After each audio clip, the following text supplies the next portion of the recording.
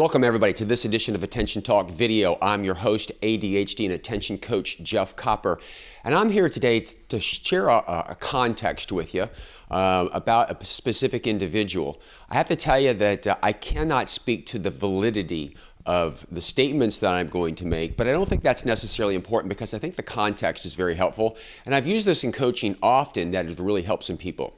It was once said to me, actually multiple times, that they think that Wolfgang Mozart had ADHD.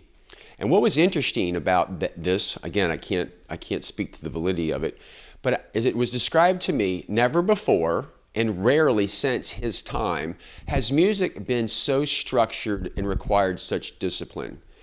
And the context here is they said while it was very, very strict, Mozart was amazingly creative. And the reason I'm sharing this with you is it's a great frame of reference in a context, whether it's true or not, to look at those with ADHD. They require great structure. I've often coached people, if you give them a white sheet of paper, they're really just lost. They're bombarded, they're overwhelmed, they don't really know where to start. But with some type of a structure or some type of a template, within the confines of that, they can be amazingly creative. Now, many out there who are listening to this, might like this context, might identify with it. Often I find when I'm working with people over a period of time, there's this ongoing life struggle between the need for that structure and the want for freedom.